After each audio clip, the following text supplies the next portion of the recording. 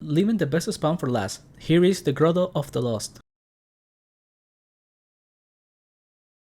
This spawn is part of the quest to How to Handle introduced until summer update of 2021.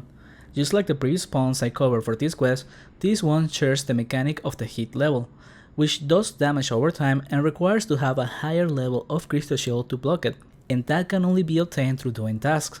The shield is not a physical item but a part of the quest that is bound to your character. The higher your crystal shield goes, the longer you are able to stay in these areas, with a limited time of 3 hours a day once your shield is maxed out. And inside the area, you can see how much protective layer you have, and each point equals to 5 seconds. At the making of this video, this spawn is the best out of the 3 in my opinion, with the most experience, the most profit, and a mix in difficulty. It's also the smallest one, which is enough for a duo and barely a trio.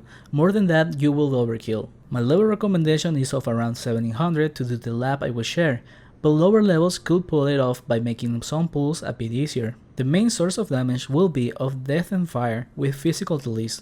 I was using minimal protection with just one death imbuement on the shield, so about 20% fire resist with 10% for death. The lower level you are, the more protection you should wear.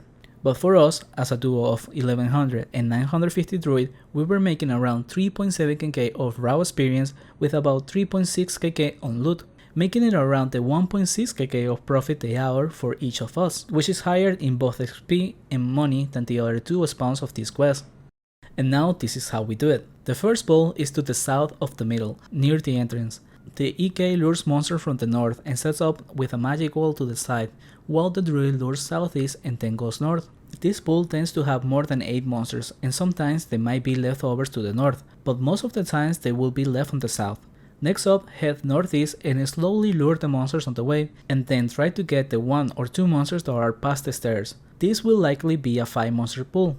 Upstairs is a 4 monster pool that takes a bit to set up, so it's not efficient to do unless you are overkilling. So if you don't need to do it, just keep going north, once again slowly luring monsters. Settle on the north, making another 5 monster pool.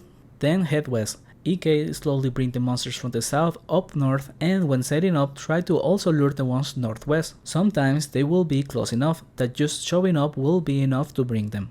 After that, head northwest. EK slowly lure the monsters while the druid goes through the southwest and comes up. Be aware that this is hard lure on the druid, so don't do it if you don't have the levels.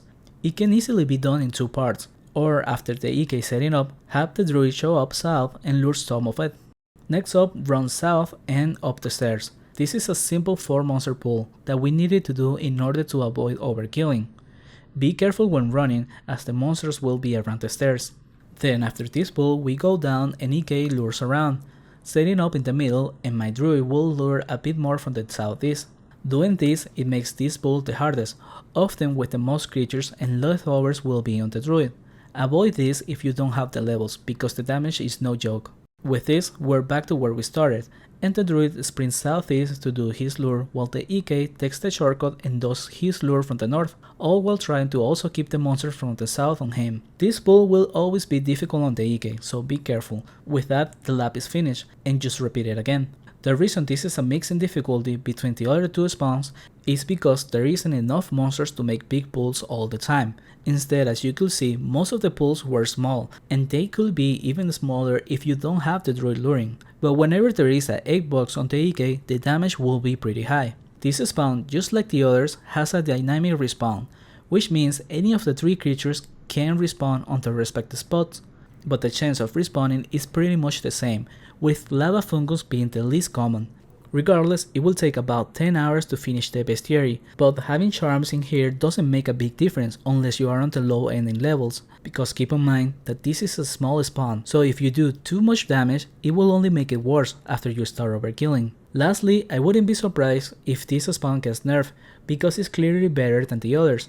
I wish they end up being around the same, so that there is a variety of places to hunt. But if any changes are made, I will be sure to try them out and leave in the comments my results. Thank you for watching, and consider subscribing if you haven't done so already.